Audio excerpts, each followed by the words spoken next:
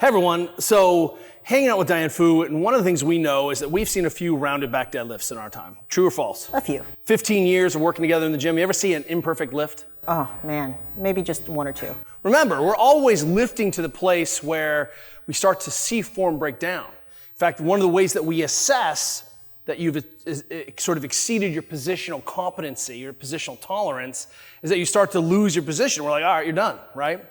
And the thing is, we know that people can keep on lifting after that. So we don't stop them because we think they're gonna get injured. We stop them because it's crappy technique. So here's what we wanna talk about. Some ways for us to get into better setup positions, better organization. That means pressurizing, some grip things. Because what we see is that, look, you can do a lot of things from a poor position technique-wise that doesn't allow you to express your native physiology or take advantage. And certainly, positions that don't transfer to speed, right? Because one of the things that we see is that you can grind away in a terrible position in a deadlift and maybe come out unharmed. And then one day that technique doesn't work well and maybe there's some pain associated with it or maybe not, but you may get stuck in that pattern of sucky weights and not progression because you're not optimizing your leverage. And I think the Chinese call it like leverage technique or lever theory, right?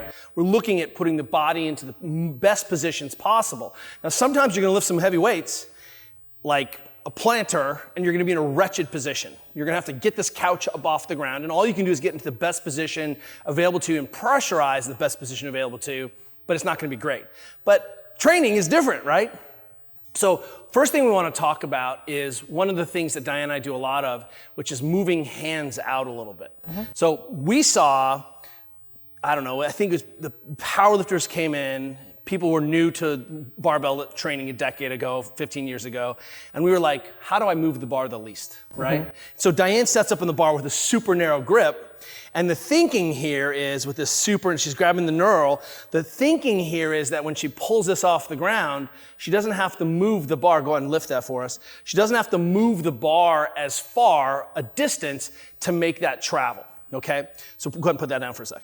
Let me just twist you in the middle of that lift, there you go. So what's interesting though, is that if you have your hands by your side, you're trying to minimize that, go ahead and do that, right? We're lifting.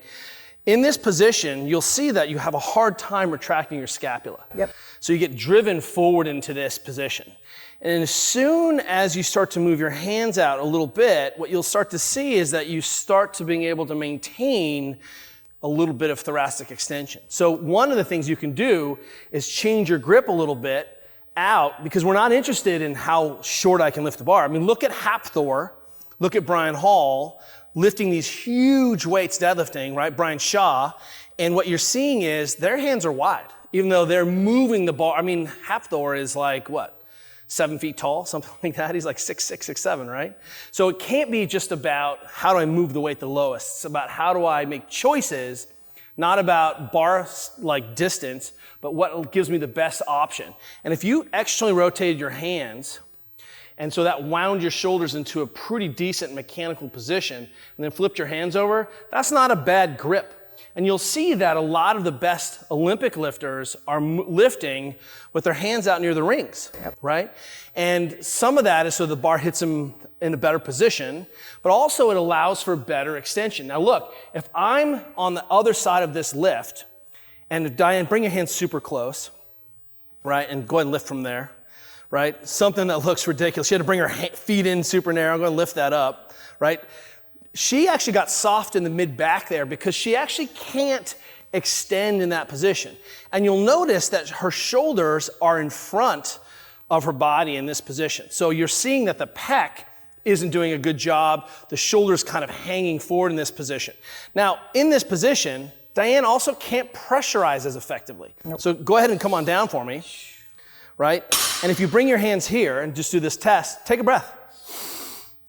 Okay, now move your hands out into a better position where you can get a little thoracic extension and your scapula doesn't have to go to end range, but it ends up being more mid-range, then take a breath. So what you're seeing is you're making choices about your setup hand position that are maybe you're conscious of or not conscious of that are directly impacting, one, your ability to create a stable upper back, have a better position, two, and pressurize.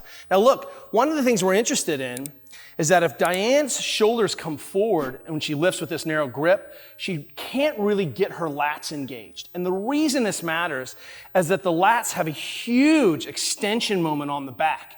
So we kind of we always think the lats are moving the arm, but when the arm is fixed, the lats are also causing this gigantic extension moment on the back, which helps the back become stiff. That lat is attaching into the thoracic dorsal fascia. It's actually got this attachment where it's pulling the back into extension.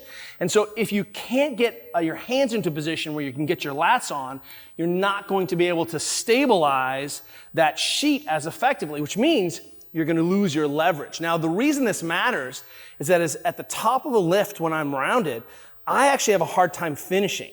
Right. And what we see is people are hinging or they'll do weird things with their backs. They're glitching. They're glitching, right? Gimbaling, glitching. We see this weird position. And here, with the load further back, it's much easier to bring the hip through, but it's actually impossible to bring the hip through in this position. So it's not that that's not valid, but we see it as a less effective technique because it reinforces positions where I can't stabilize effectively, can't access rotation as effectively. You're just not as strong in these positions, and you can't pressurize as effectively. So the short takeaway here, maybe play with moving your hands a little bit wider to have a better, more stable back. Agreed.